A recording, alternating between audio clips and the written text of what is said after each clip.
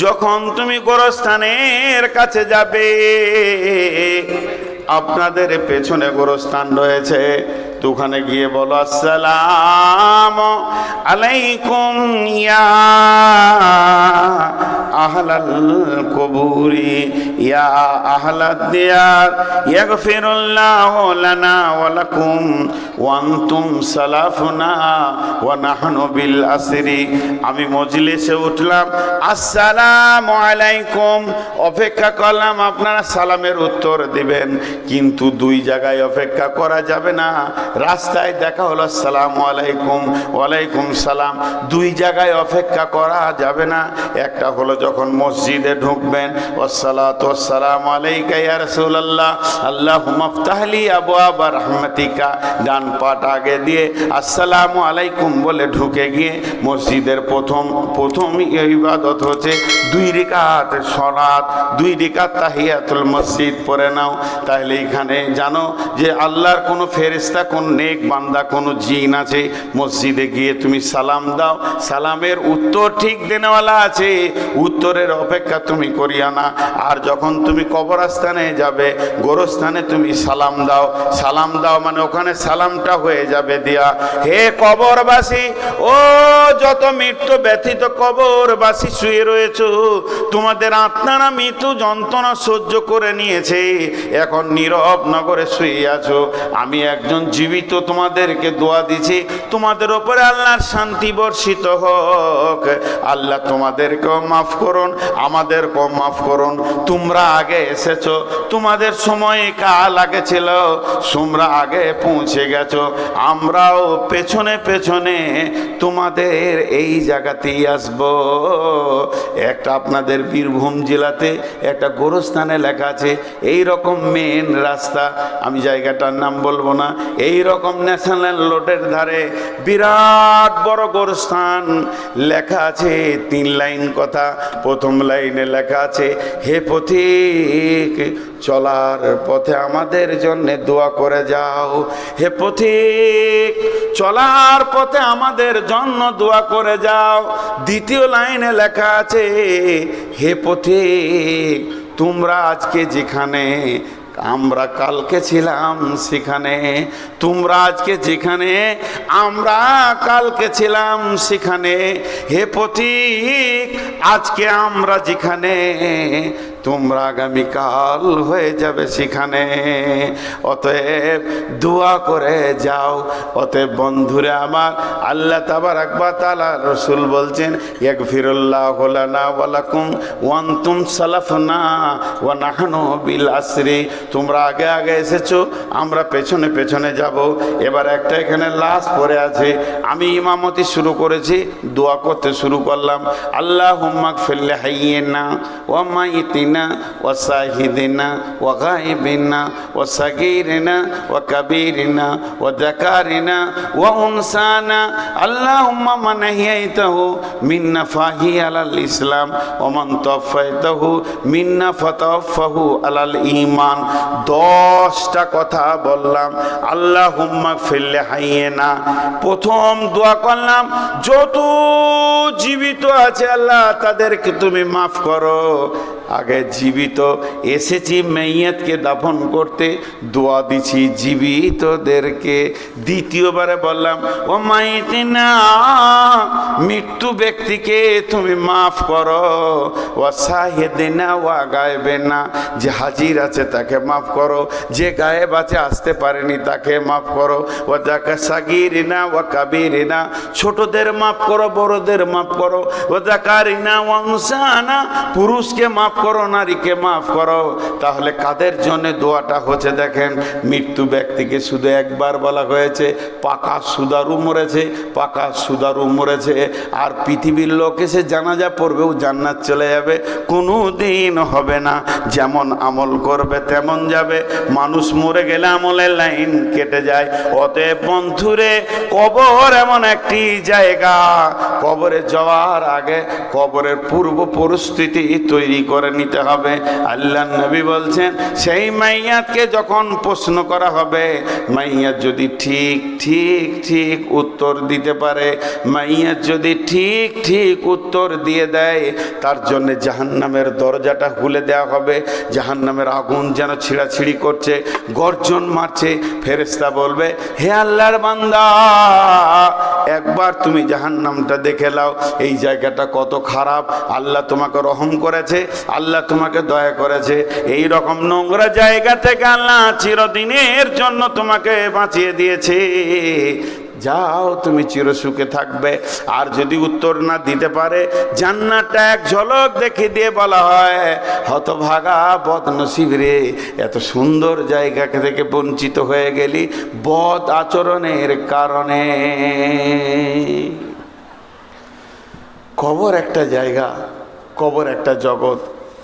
Amazon Ayesha বলছেন, আমি বাড়িতে আছি, একটা ইহুদিদের মেয়ে আসলো আমার কাছে ভিক্ষা চাইতে, ইহুদিদের মেয়ে।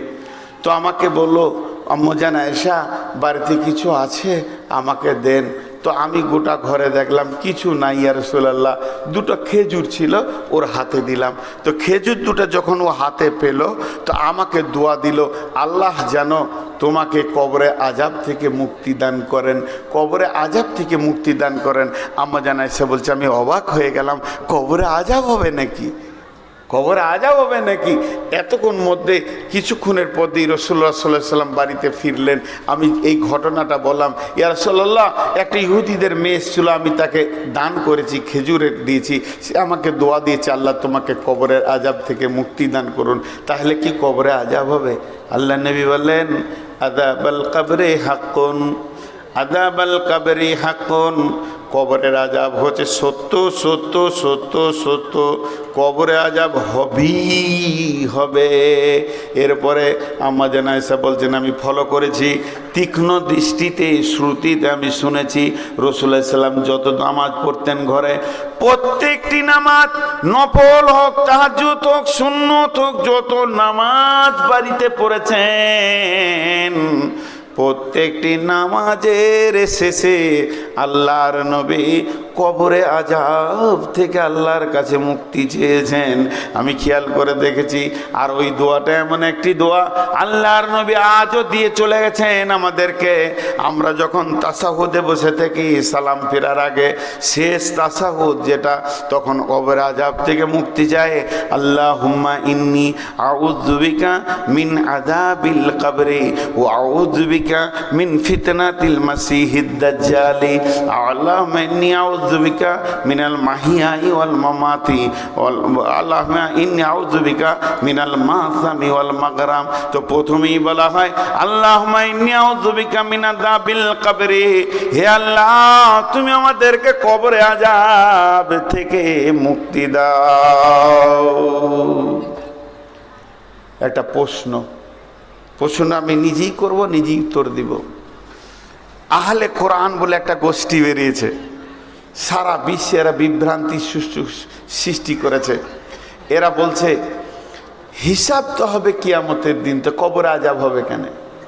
কি যুক্তি দিয়েছে দেখেন, হিসাব তো হবে কিয়ামতের দিন, তো হিসাবের আগে আযাব হবে কেন? হিসাব হয়ে আমি মুজরিম এটা সাব্যস্ত হবে, প্রমাণ হবে আমি মুজরিম, আমি দোষী, আমি গুনাহগার, তারপরে আযাব চালু হবে, আর কবরে আযাব শুরু হবে, আর কিয়ামতের দিন হিসাব হবে। এটা কেমন কথা ভাইয়া?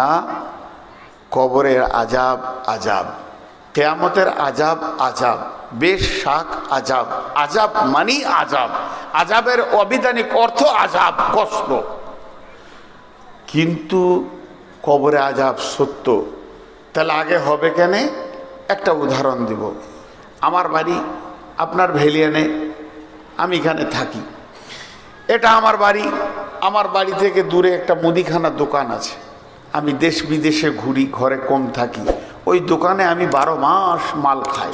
সেখানে আমার একটা খাতা আছে, মাল আনি দেয়, সে দেয়, আমার কাছে টাকা চাই না, মাসের শেষে পেমেন্ট করে দিই, আবার কখনো 2 মাসে করি, এইটা চলে। একটা কথা বলেন, আমি দোকানদারকে বলছি ভাই মনে হয় 3 মাস আপনাকে টাকা দিইনি, কতদূর কি হলো? আমার তো আইডিয়া হচ্ছে যা খেয়েছি তাতে 40-এর ঘর ঢুকে গেল নাকি? তা দোকানদার হাসতে হাসতে বলছে, মৌলানা আপনি খান না, অসুবিধা কি আছে, খান। তা আমিও একটু ব্যস্ত, তো হিসাবটা এই এপ্রিল মাসের শেষে বসবো কিংবা মে মাসের 10 তারিখে বসবো। হিসাবের একটা ডেট হয়ে গেল, হিসাবের দিন হয়ে গেল। তারপরও আমি মালদা যাচ্ছি জালসা করতে, পকেট থেকে একটা 20,000 টাকার বান্ডিল ও টেবিলে নামিয়ে দিলাম, এটা জমা করে এলেন। আচ্ছা, ওইটা যদি জমা করে লাই, ওর কি অসুবিধা আছে কিছু? জি ভাই, অসুবিধা আছে। আমি আইডিয়া করছি 50-60 হাজার হয়ে যাবে, তো 20-30 হাজার টাকা দিয়ে গেলাম। হিসাব হচ্ছে 10 তারিখে।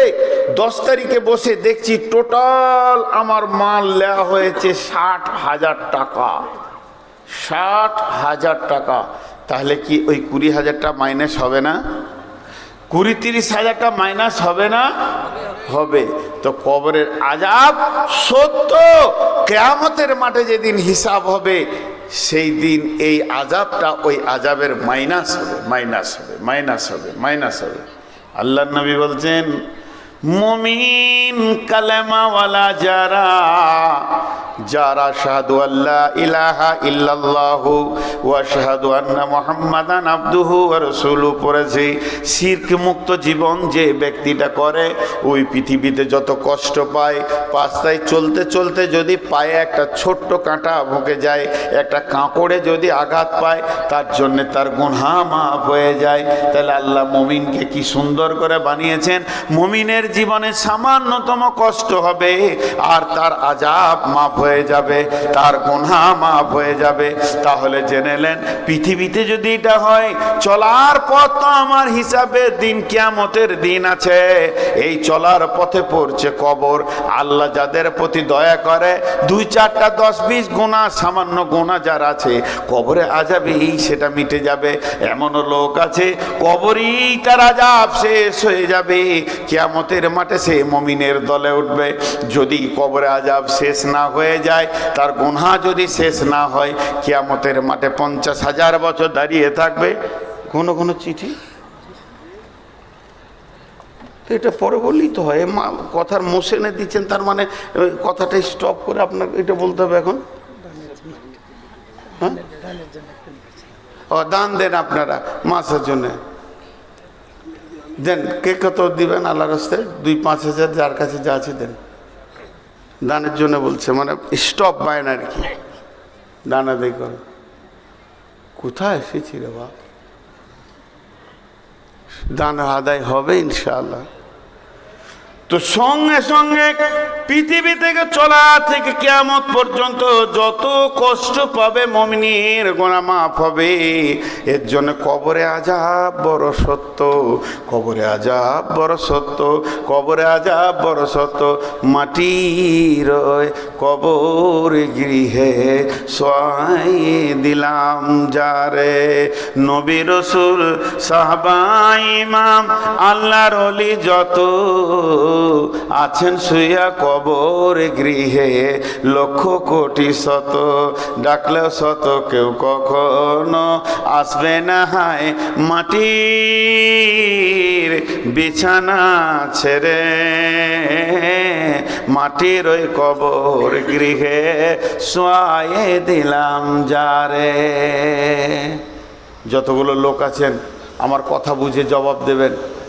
যে মাদ্রাসাকে কেন্দ্র করে এই জালসা, সেই মাদ্রাসাকে কিছু দিবেন তো? বলেন ইনশাআল্লাহ। আরে জোরে বলেন ইনশাআল্লাহ। কারণ মাদ্রাসার কমিটি সবসময় ভয় খেয়েছে, দিবে কি দিবে না। হ্যাঁ, এটা কথা ঠিক। সারা বছর মাদ্রাসা চলে, এই জালসা কালেকশন ধান ওষুধ দিয়ে আল্লাহ তাবারক ওয়া তাআলা আমাদেরকে চালানো করায়। মুসলমানদের এই অদ্দা আছে বলি চলে। তা অতএব মাদ্রাসাকে দিবেন। আমি 2 মিনিট কথা বলে নিই। তাহলে এর নাম হলো কবর। কবর হচ্ছে একটা জান্নাতের টুকরো, কবর হচ্ছে জাহান্নামের সুলঙ্গ। অতএব কবর না দেখে কেউ জান্নাত যেতে পারবে না। এমন সিস্টেমেট আল্লাহ বানিয়ে দিয়েছেন আমাদেরকে, প্রত্যেককেই কবরকে গ্রহণ করতেই হবে, আলামে বারজাক মরতেই হবে। তারপরে জান্নাত জাহান্নাম আছে, মত থেকে কেউ বাদ যাবে না। কিন্তু কবরে প্রশ্ন তো 3টি। হযরতে ওসমান গনি কবর দেখলে ঝরঝর করে কাঁদতেন। সাহাবীরা প্রশ্ন করলেন, আমিরুল মুমিনিন মুমিনিন খলিফাতুল মুসলিমিন, আপনি জাহান্নামের কথাতে যত না বেশি কাঁদেন, কবরের কথাতে কেন বেশি কাঁদেন? হযরত ওসমান গনি উত্তর দিয়েছিলেন, ভাই এই সকল শোনো, আল্লাহ নবী বলছেন যে কবরে ধরা পড়ে যাবে সে সব জায়গায় ধরা পড়বে, আর যে কবরে ছাড়া পেয়ে যাবে সব জায়গায় ছাড়া পেয়ে যাবে। কবর এমন একটা চেকের জায়গা, ইমিগ্রেশনের জায়গা, এখানে ধরা পড়তেই হবে। জি, একটা ছেলের মানে ওই কবর একটা জায়গা, এখানে চেক আপ। আগে ভারতের লোক বাংলাদেশ যাবে, বাংলাদেশের লোক ভারত আসবে, ভারতের লোক আর কোনো দেশ যাবে, সেই দেশের লোক ভারত আসবে, মধ্যেখানে বর্ডারে এমন চেক আপ হবে, শুল্ক চেক আপ, শুল্ক কাস্টম আছে, শুল্ক সেখানে চেক আপ, সূক্ষ্ম থেকে সূক্ষ্ম চেক আপ হবে, যেই লোকটা 1 নম্বর না 2 নম্বর, স্মাগলার না কালাবাজারি, সব চেক আপ করে পার করেই হবে। তা আল্লাহ তাবারাক ওয়া তাআলা ওই রকম কবরে ফেরেশতা দিয়ে চেক করে নেবে, 3টে প্রশ্নতে চেক হয়ে যাবে। জি, এখানে পার হওয়া খুব মুশকিল, একটা ছুঁচ নিয়ে পেরিয়ে যাওয়া খুব মুশকিল। একটা ছেলের কম্বল হারিয়ে গেছে, বুঝলেন, কম্বল তো গোরস্থানে বসে আছে, সারাদিন ওই গোরস্থানের পাঁচিরটাতে বসে আছে। তো ওকে একজন সকালে হাট যেছে, নোলহাটিতে দেখছে যে বসে রয়েছে রফিকুল, বসে গোরস্থানে, আবার বিকাল আসছে দেখছে হ্যাঁ ওইখানেই বসে আছে। তো ওর সম্পর্কে চাচা হলো, তো বলছে ভাতিজা গোরস্থানে কেন বসে রে বাপ, তোকে সারাদিন দেখছি যে গোরস্থানে বসে আছিস, তোর দাদাকে দাদিকে মনে পড়েছে তার লেগে? বলছে না চাচা, ওই যে চেন্নাই থেকে কম্বলটা এনেছিলাম না, ওইটা চুরি হয়ে গেছে। আমার তো ঘর ভালো নয়, ভাঙা চূড়া ঘর, আমি কাজে গেছি খাটতে কোথা, আর কে চুরি করে নিয়েছে? তো তোর কম্বল চুরি করেছে তোর ঘর থেকে চড়ে, আর তুই গোরস্থানে এসে বসে আছিস, তা মনে হচ্ছে মরা লোকে চুরি করেছে নাকি? ওরা দিবে? এই বল ভাই কে নিয়েছিস, দিয়ে দে। যেখানে 5টা লোক আছে জাল সাথে বল একবার মাইকে, আমার কম্বলটা লাল কম্বলটা নিয়ে চোখে দিয়ে দাও। তো কবরস্থানে বসেছি, খেপা নাকি তুই? ও তখন ওর চাচাকে বলছে, খেপা আমি লয়, খেপা তুমি। কেন? বলে তারতেও হাঁপ, দৌড়তেও হাঁপ। হাঁপ মানে কি? দৌড়লে হাঁপ লেগে যায়, হিস ফিস করে, ওইটাকে হাঁপ। এক কথাই বলছে তারতেও হাঁপ, দৌড়তেও হাঁপ। আমি আপনার কাছে আম চুরি করেছি একটা, আর আপনি আমাকে লাঠি নিয়ে তেড়েছেন 3 কিলোমিটার, লাভ কি হলো আপনার? আমি যতটা দৌড়েছি আপনি ততটা দৌড়েছেন। চোরও যতটা দৌড়েছে বাড়ির মালিক অতটাই দৌড়েছে, তার থেকে আমি আম পেয়েছি 50 হাত দূরে ছিলাম, এইটাই পার্থক্য। তা লাভ কি হলো? যে মালিক হয়েও তাকে ধরতে হলো, তা লাভ কি হলো? ও তো বলছে চাচা আপনি খেপা আছেন, আমি খেপা লই, তার তো হাঁপ, দৌড়তেও হাঁপ। আমি কম্বলওয়ালার পেছনে কেন দৌড়বো? আমি চেক আপের জায়গায় বসে আছি, যেখানে যাক কম্বল ফেলে যেতে হবে। এখানে আমি দরখাস্ত দিতে এসেছি মেন গেটে, এইদিকে ঢুকতেই হবে, আমার কম্বলকে ফেলে দিয়ে তারপরে যেতে হবে। কারো বাবার ক্ষমতা নাই একটা ছুঁচকে নেই কবরে পার হয়ে চলে যায়। 4টিখানি কথা নয়, জমি জায়গা সব দাবিয়ে নিয়েছি, সব ওখানে শুল্ক বেরিয়ে যাবে। কিন্তু শুনেলেন হযরত ওসমান বলছেন কবরে যে বেঁচে যাবে সব জায়গায় বেঁচে যাবে। কথাটা একবার সত্য নয়, 2বার সত্য নয়, 1000বার সত্য, লাখবার সত্য। তাহলে কবরে প্রশ্ন কয়টা হবে? কবরে প্রশ্ন হবে 3টি। মান রব্বুকা, মা দীনুকা, মান নবিয়ুকা। তাহলে আমার প্রশ্ন হলো, আমার আবার মনে প্রশ্ন তৈরি হলো, এত নামাজ পড়ে কি হবে, এত রোজা রেখে কি হবে, এত রাতে তাহাজ্জুদ পড়ে কি হবে? না চুরি করো না, ডাকাতি করো না, বেঈমানি করো না, খবরদার না, এই করো না, ওই করো না, সব যার যা মন যাবে করে যান। আর 3টে প্রশ্নের উত্তরটা মুখস্থ করলেন, ভেজাল চুকে যাবে। ফেরেশতা বলবে মান রব্বুকা, আমি বললো রব্বি আল্লাহ। মা দীনুকা, দীনুল ইসলাম। মান নবিয়ুকা, তোমার নবীকে, নবী মুহাম্মদুর রাসূলুল্লাহ সাল্লাল্লাহু আলাইহি সাল্লাম। ফেরেশতা বলবে একে জান্নাতে দিয়ে দাও। উত্তর ঠিক আছে, বুঝলেন? সারা জীবন সুদ খাও, চুরি করো, লম্পটি করো, জুয়া খেলো, তাস খেলো, যার যা মন যাবে করো, প্রশ্ন 3টে খালি মুখস্থ করে নিতে হবে ছেড়ে, যেন ভুল না হয়। তাই যদি হতো বুদ্ধি দিয়ে পার হয়ে যাওয়া, একটা মৌলবি জাহান্নাম যেত না, সব মুখস্থ আছে। 2 বছর যে মাদ্রাসা দেখেছে তার মুখস্থ হয়ে গেছে কবরের প্রশ্নের উত্তর। আমি তো বাচ্চাতে মুখস্থ করেছি যখন মাদ্রাসায় 1-2 বছর থেকেছি। এই যাও মান রব্বুকা, রব্বি আল্লাহ। মা দীনুকা, দীনুল ইসলাম। মান নবিয়ুকা, নবী মুহাম্মদ রাসূলুল্লাহ সাল্লাল্লাহু আলাইহি সাল্লাম। হয়ে গেল। তাহলে আমাকে আর কে আটকায়? আমাকে কে আটকায়? জি, একটা ছোট্ট গল্প আবার শোনাবো। এক বুড়ি মানুষ মানে মুরব্বী। আমার মাকে আমার খুব কম মনে পড়ে। আমার মা আমাকে 5 বছর 6 বছরে রেখে দুনিয়া থেকে চলে গেছেন আল্লাহর ডাকে। আমার মাকে আল্লাহ জান্নাত নসিব করুন। কিন্তু আমার চাচিকে খুব মনে পড়ে। তো চাচির কাছে যখন বসতাম, খুব মুরব্বী মানুষ, সাদা সিধে মানুষ ছিল, কোনো প্যাঁচ বুঝতো না। তো ও বসলি একটা কথা বলতো, কি কবরে জবাব দিব? ওর আখেরাত ফাকেরাত অত হাদিস মুখস্থ নেই, কবরে কি করে জবাব দিব রে বাবা, কবরে কি করে? ওর একটা জিনিস মনে পড়তো, তাহলে কবরকে ভয় করে। একরকম ওই রকম মুরব্বী মানুষ, বুড়ি মানুষ, ওর বয়স 70 বছর হয়ে গেছে। তো ও খালি কবরকে নিয়ে চিন্তা করে, কবরে কি জবাব দিব, কবর। ওর পেটের বেটা ল নিয়ে পড়তে গেছে, আইন পড়তে গেছে, তর্ক পড়তে পড়তে নাস্তিক হয়ে গেছে। ওর পেটের বেটা বলছে আল্লাহ নাই, আখেরাত নাই, কিয়ামত নাই, কবরে আযাব নাই, যে যা পারবি করে লেগা। মা বড় ইমানদার আর বেটা হলো নাস্তিক।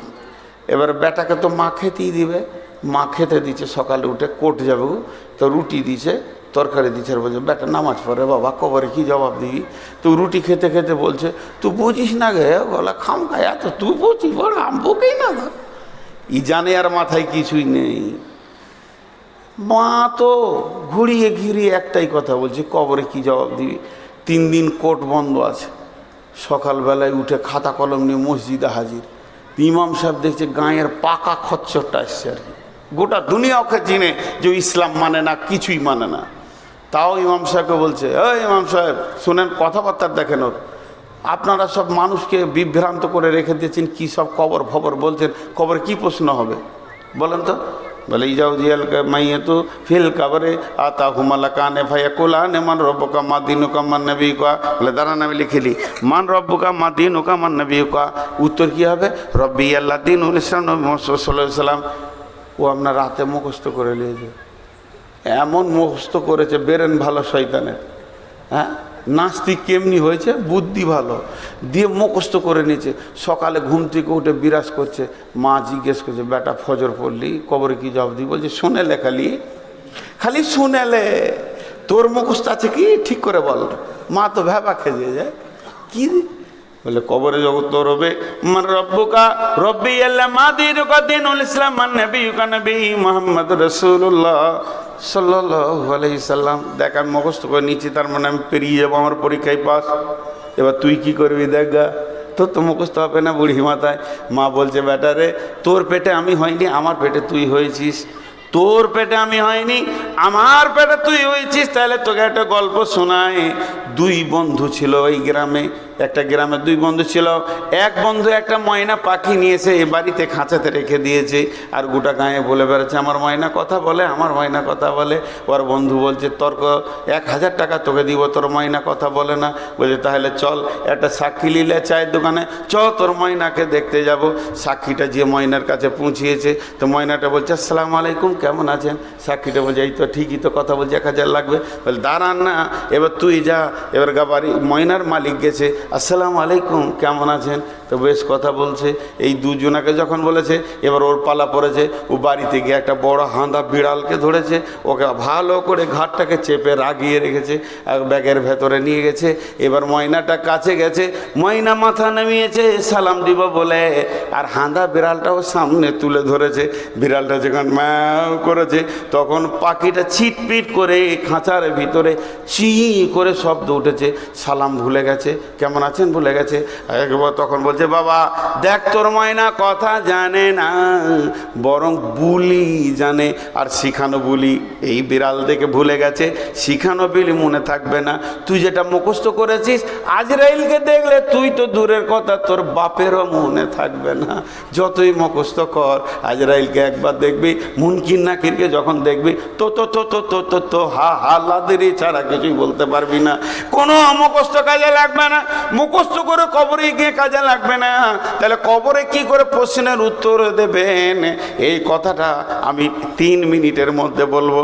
3টে উত্তর কিভাবে দেবেন? আল্লাহ তাবারাক ওয়া তাআলা বলছেন আলাস্তু বিরাব্বিকুম, আমি কি তোমাদের প্রভু নয়? আমরা বলেছিলাম কলু বালা। তাহলে পৃথিবীর শুরু লগ্নে আত্মাদেরকে বানানোর পরে বললেন আলাস্তু বিরাব্বিকুম, আমি কি তোমাদের রব নই? আমরা বলেছিলাম কলু বালা। এই পড়ার পড়াটা পড়িয়েছেন কে? আল্লাহ। সাবজেক্টটা পড়িয়েছেন কে? আল্লাহ। সেই দিন প্রফেসর ছিলেন কে? আল্লাহ। শিক্ষক ছিলেন কে? আল্লাহ। মুদারিস ছিলেন কে? আল্লাহ। এবার সারা জীবনটা আল্লাহর ওপরে ভরসা করে চলতে হবে। ওয়ালা রব্বিহিম ইয়াতাওয়াক্কালুন।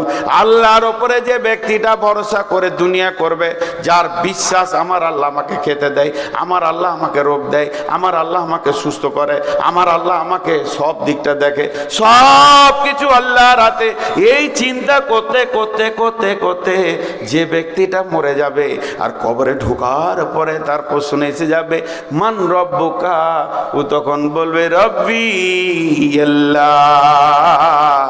ওর মনে পড়বে আমার রব আমার আল্লাহ। প্রথম প্রশ্নের উত্তর হয়ে গেল। দ্বিতীয় প্রশ্ন, মা দিনুকা, তোমার দিন কি? তুমি কোন দিনের লোক? তোমার দিন কি? তোমার ইজিম কি? তোমার মতবাদ কি? তোমার আদর্শ কি? কে বলবে আমার দিনের নাম ইসলাম? তার মানে হচ্ছে কি, ইসলামকে যে আঁকড়ে ধরেছে সেই বলবে আমার দিন ইসলাম। এই বোতলে কি আছে? আমি পান করব? পান করা যাবে কি যাবে না? সবাই মুখ খুলেন। এই বোতলের পানিটা পান করা যাবে কি না? হ্যাঁ। তা এই বোতলে যে কলের পানি এনেছে, একটা ফার্স্ট ক্লাস বোতল, পানিটা পান করা যাবে? এ ভুল বলে দিলেন। ডান হাতে ছিল তখন যাবে, বাঁ হাতে যাবে না। এর নাম হলো ইসলাম। ইসলাম যে আইন বলেছে ওই আইনকে সারা জীবন যে মেনে চলবে। ইসলাম আমাকে একটা আইন বলে দিয়েছে। যুবক সবাই খেয়াল করি, ইসলামের আইনকে পুঙ্খানুভাবে মানতে হবে। একটা ছোট কথা বলে দিই, একটা ছেলে একটা মেয়ে প্রেম করেছে, ভালোবাসা করেছে, লুকিয়ে গিয়ে বিয়ে করে নিয়েছে। 4 মাস 6 মাস 1 বছর আসেনি, লুকিয়ে থাকলো। 2 ফ্যামিলি মানেনি। 2 ফ্যামিলি বলছে কাটবো, নদীতে ভাসিয়ে দেবো, বেটি লিব না, ছেলে লিব না। ছেলের বাপ বলছে ছেলে আমার দরকার নেই, ওকে কেটে ফেলে দিব। বেটির বাপ বলছে কেটে ফেলে দিব।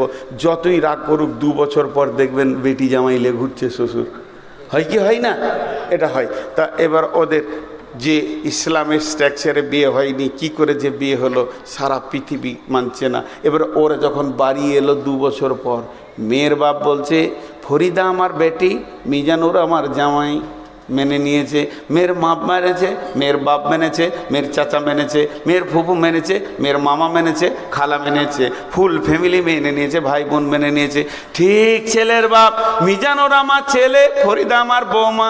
ছেলের বাপ মেনেছে, ছেলের মা মেনেছে, ছেলের মামা মেনেছে, ছেলের মামি মেনেছে, খালা মেনেছে, ছেলের ফুফি মেনেছে, ছেলের চাচা মেনেছে, ভাই বোনরা মেনে নিয়েছে। 2 ফ্যামিলি আনন্দে রয়েছে। আমাদের বেটি জামাই হয়ে গেল, যা ঘটেছিল ঘটেছিল। কিন্তু ইসলামকে জিজ্ঞেস করেন, ইসলাম ফরিদার মিজানুরকে তুমি কি ওদের স্বামী স্ত্রী বলবে? কোরআন বলছে আমি বলবো না, কোনো দিন না। তার জেনা করছে আর যারও সন্তান তৈরি করছে তাদেরকে আমি মানবো না। আমার নিজস্ব একটা আইন আছে, আমার আইনের মতে যদি তারা বিয়ে করে তাহলে আমি মানবো।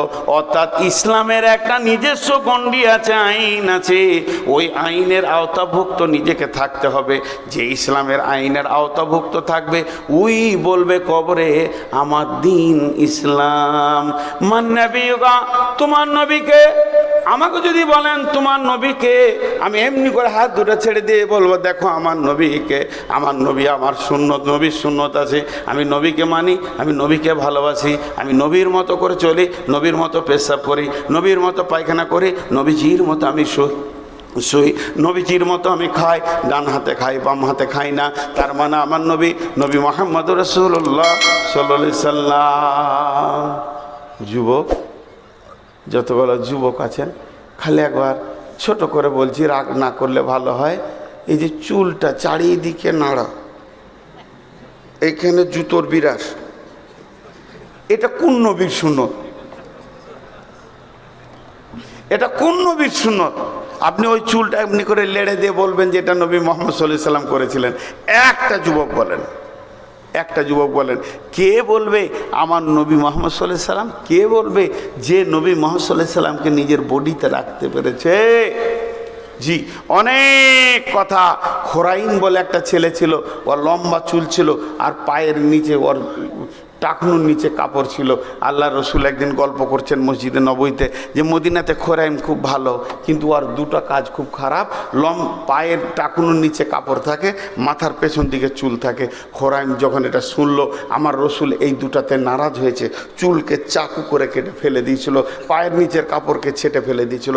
আমি গোটা পশ্চিমবঙ্গের কথা বলছি না, গোটা বীরভূমের কথা বলছি না, নোনহাটি থানার কথা বলছি না, ভেলিয়ান গোটা গাঁয়ের কথা বলবো না, এইখানে যতগুলো যুবক বসে আছেন, আপনি একবার আপনাকে টেস্ট করেন, আপনি নবীর উম্মত না আপনাকে কোন নবী ওটা দিয়ে গেছে? টাকনুর নিচে আপনার কাপড় কেন, আর আপনার মাথার চুল এমন কেন? এই লোক জবাব দিতে পারবে না।